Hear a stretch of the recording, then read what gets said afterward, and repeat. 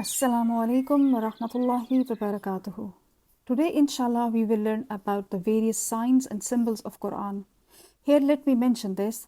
I am referring to Mushaf Uthmani, in other words, the Saudi Quran.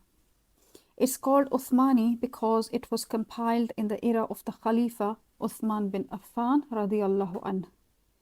Let's start with the Fatha, Kasra, and Damma.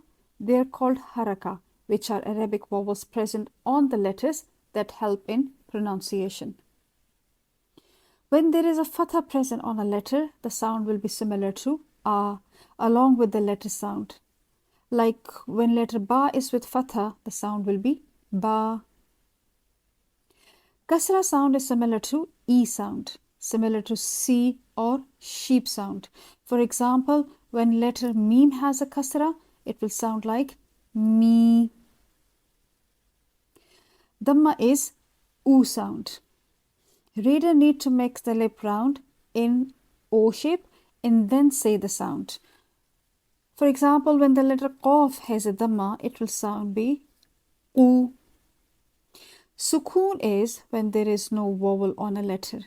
Some places in the Quran you will see a sukoon sign, and sometimes the letter has no vowel or sukoon sign. It is still considered sakin. Sakin letters are pronounced clearly with the help of the letter before it. When you see the double fatha, double kasra, or the double damma, it's called Tanween. It adds end sound when spoken, but not in written. For example, when the letter Ba has Tanween Fatha on it, the sound will be Ban, or Bun and Bin respectively with Damma and the Kasra.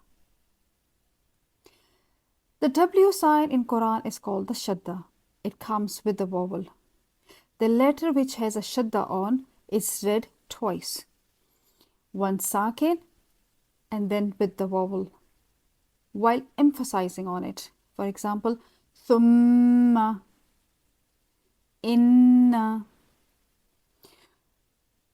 You will find this zero over al-alif, al-waw and al-ya when this symbol is present on any of these letters. Either the reader choose to stop on it or continue reading. This letter won't be read. For example, Ulaika. This marking is found at the last of the word, the last letter of the word. For example, in Surah Al-Kafirun, ayat number 3, وَلَا أَنَا عَابِدٌ مَا عَبَدْتُمْ. We will read the alif only when stopping on it, like وَلَا أَنَا.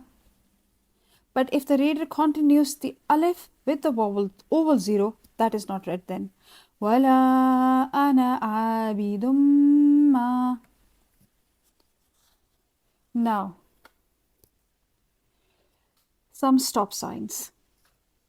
The circle that comes at the end of the ayat is called the ayat sign. The ayat is finishing here. It is the sunnah to stop on it.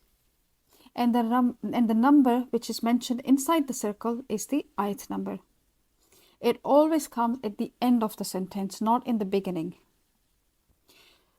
Whenever you find the small meme in the middle or at the end of the ayat, reader must make a stop there. This symbol represents allowed or jaiz. Reader is allowed to stop on it, or if he wants to continue reading, that's allowed as well. On this sign, it's more appropriate to make a stop here. Here it's preferred to make a stop on this sign. This is la. This is absolute no stopping. Seen. Seen is sakta. It's like you freeze when this sign comes. Reader doesn't breathe here and then start continue reading after a small brief statue part. Stopping means we drop the vowel on the last letter of the word and then take a breath. Jazakumullahu khairan.